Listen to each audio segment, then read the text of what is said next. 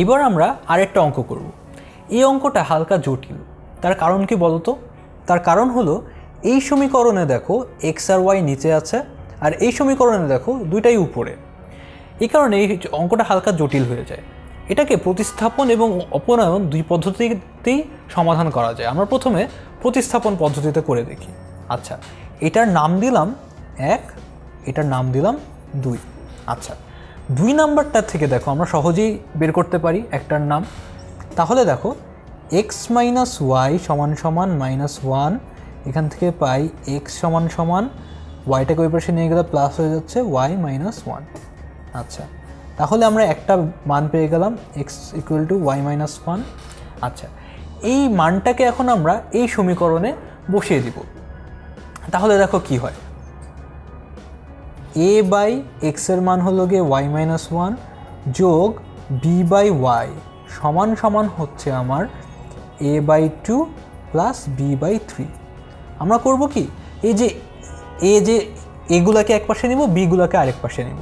তাহলে দেখো কি হয়, এখান থেকে লিখতে পারি a by y minus 1 minus a by 2 সমান সমান b by 3 minus b by y. এই পাশে নিলে বিয়োগ হয়ে যাচ্ছে, এটাকে এক পাশে নিলে বিয়োগ হয়ে যাচ্ছে। আচ্ছা, তারপরে দেখো এখান থেকে এ কমন নিয়ে এটাকে বাইরে রাখলাম, এটাকে ব্র্যাকেটে, বি বাইরে রাখলাম ব্র্যাকেটে। আচ্ছা, তাহলে দেখো 2 আর ওয়াই মাইনাস 1-এর লসাগু কত বলো তো? 2 গুণ ওয়াই মাইনাস 1।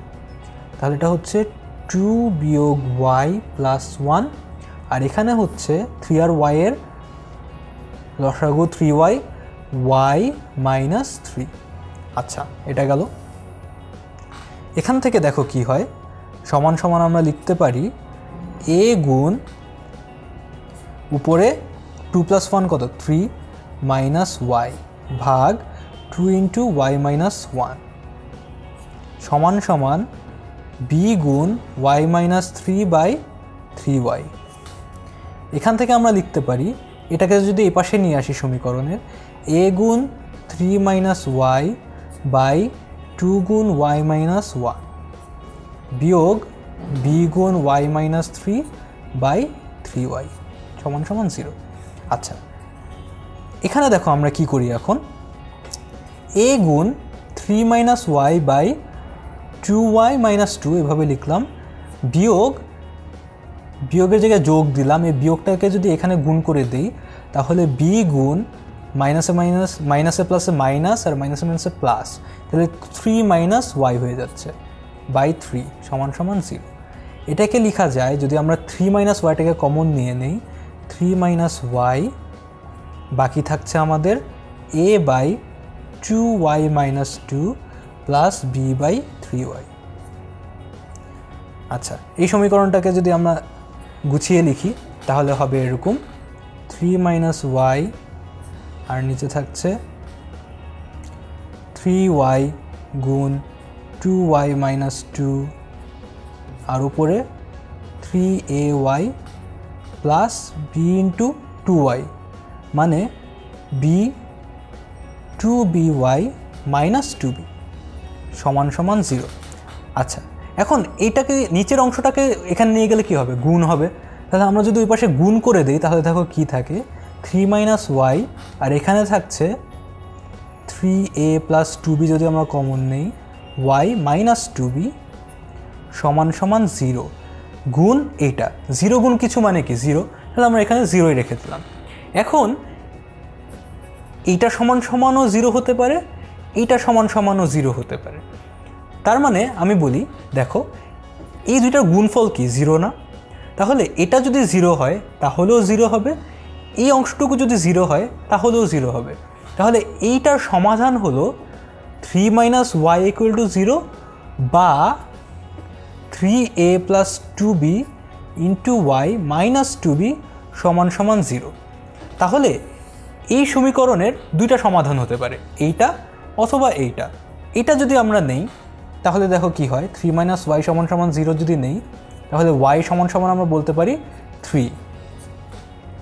ওয়াই সমান সমান 3 ধরে যদি কাজ করি তাহলে আমরা এই 3 নম্বর সমীকরণ থেকে কি পাই বলো তো, এক্স সমান সমান ওয়াই মাইনাস 1 মানে 3 মাইনাস 1 সমান সমান 2, সুতরাং x সমান সমান 2।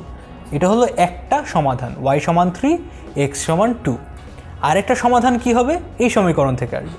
এখান থেকে আমরা পাবো 3a plus 2b into y সমান সমান 2b, তাহলে y সমান সমান 2b by 3a plus 2b। তাহলে এটা আরেকটা সমীকরণ পেলাম।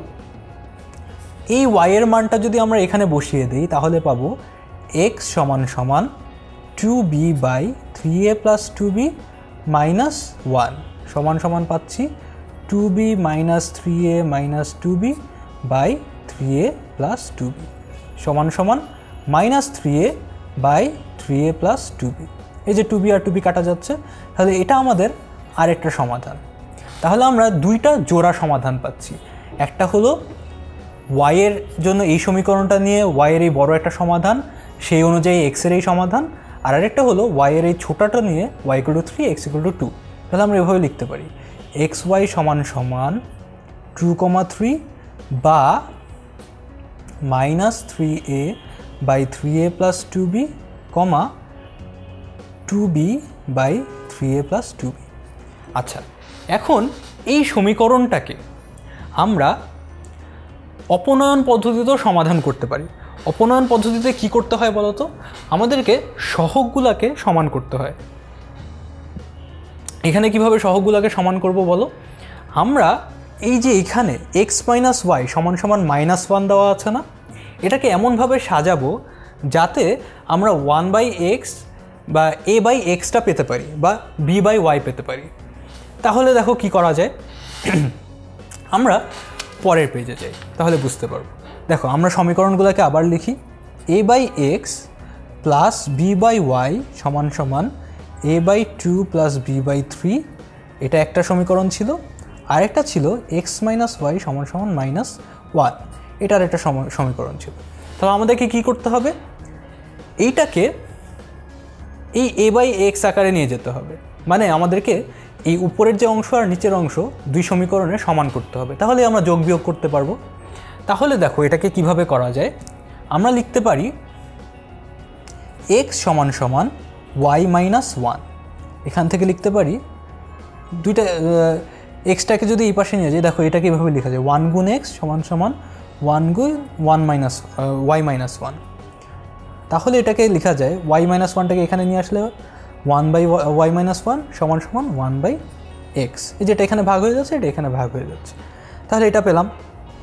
না আমরা বলতে পারি 1/x সমান সমান 1/y মাইনাস 1। মানে এটাকে যদি a দিয়ে গুণ করে দিই তাহলেই আমরা পাবো a/x সমান সমান a/y মাইনাস 1। আচ্ছা, a/y মাইনাস 1 পেলাম। তাহলে এটা আমাদের আরেকটা সমীকরণ, 3 নম্বর সমীকরণ। এই যে a/x পেলাম আর এখানে a/x এর সহ একটা সমীকরণ আছে, তাহলে আমাদের অপনয়ন পদ্ধতিতে কি করতে হয়? একটা থেকে আরেকটা বিয়োগ করতে হয়। তাহলে আমরা কি করব? এটা থেকে এটা বিয়োগ করে দিই। তাহলে 1 থেকে 2 বিয়োগ করলে কি থাকে দেখো, a/x plus b/y minus a/x সমান সমান a/2 plus b/3 minus a/y minus 1। আচ্ছা, তাহলে এখান থেকে আমরা লিখতে পারি a/x আর a/x কাটা b/y সমান সমান a/2 plus b/3 minus a/y minus 1। আচ্ছা, তাহলে এখান থেকে আমরা কি করব? ওই যে প্রতিস্থাপন পদ্ধতিতে যেভাবে করেছিলাম একইভাবে b এরগুলোকে একপাশে নিয়ে আসি, b/y মাইনাস b/3 সমান সমান a/2 মাইনাস a/y মাইনাস 1। এরপরে এই দুটাকে যদি এই পাশে আর এই পাশে নিয়ে যাই তাহলে দেখো কি হয়। এটাকে এই পাশে নিয়ে আসলে কি হবে?